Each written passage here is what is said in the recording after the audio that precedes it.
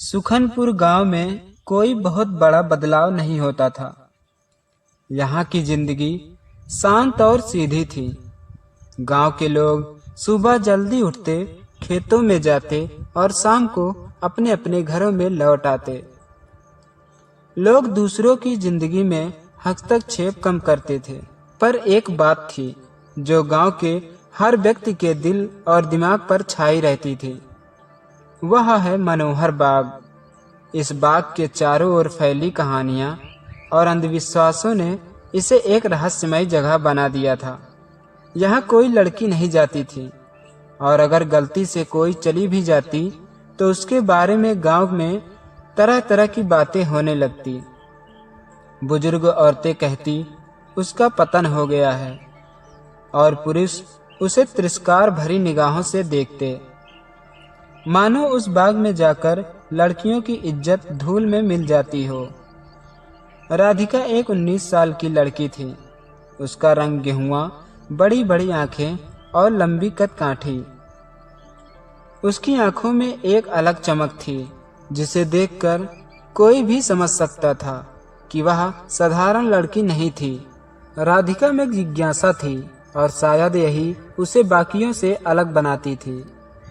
वह सवाल पूछती थी जो अन्य लड़कियां या तो पूछने से डरती थी या फिर कभी सोचती ही नहीं थी। राधिका के पिता का नाम राम स्वरूप था, जो गांव के सबसे प्रतिष्ठित किसानों में से एक थे। वह गांव की हर समस्या में आगे रहते थे और लोग उनकी सलाह मानते थे। राम स्वरूप की पत्नी सुशीला अपने पति के साथ हर फैसले में खड़ी रहती थी। सुशीला के लिए राधिका उसकी आंखों का तारा थी, पर राधिका की बाग को लेकर बढ़ती जिज्ञासा ने सुशीला को चिंतित कर दिया था। गांव में एक कहानी बहुत प्रचलित थी। लोग कहते थे कि बरसों पहले एक प्रेमी जोड़ा यहाँ आया था, जिन्होंने अपनी मर्जी से शादी की थी। गांव वालों को यह शादी नागवार गुजारी और उस जोड़े को समाज ने ठुकरा दिया।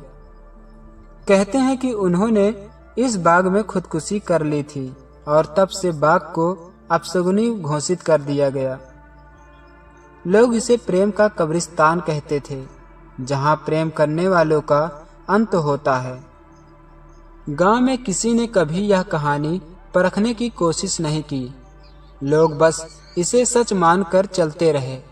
मनोहर बाग एक ऐसी जगह बन गई थी जिसका नाम सुनते ही लोग अपनी आवाज धीमी कर लेते थे। राधिका ने कई बार इस बाग के बारे में अपनी माँ से सवाल किए, पर हर बार उसकी माँ ने उसे चुप करा दिया। ये बातें मत पूछो राधिका, उसकी माँ ने एक दिन कहा था। यह बाग अच्छा नहीं है।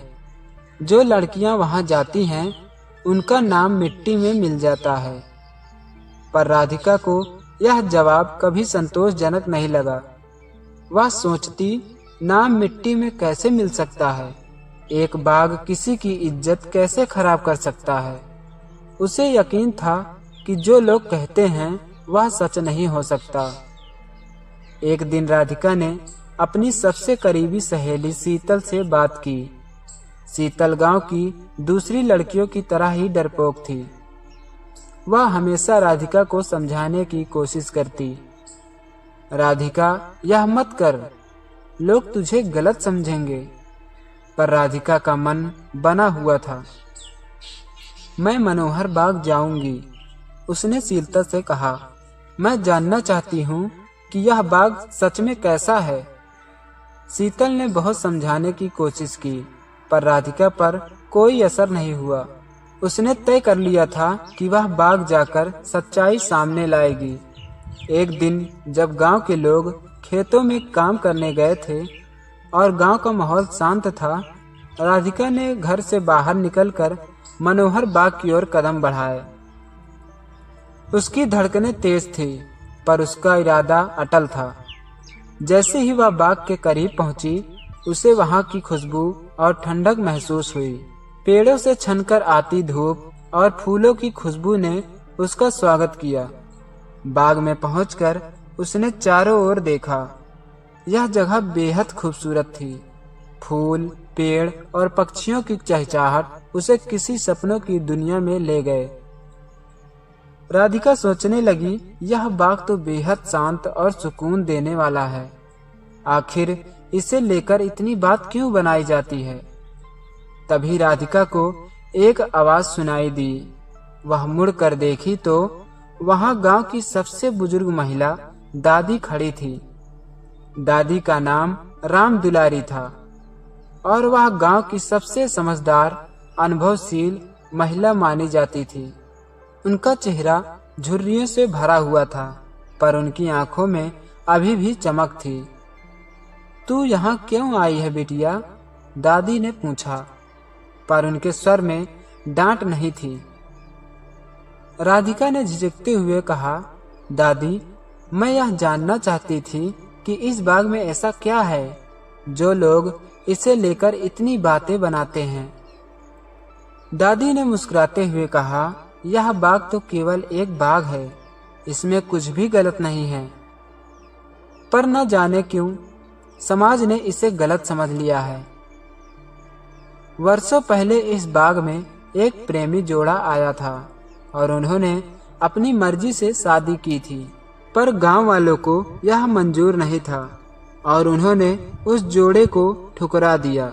उनकी मौत के बाद लोगों ने इसे अपशगुनी जगह बना दिया ताकि कोई और प्रेम करने की हिम्मत न करे।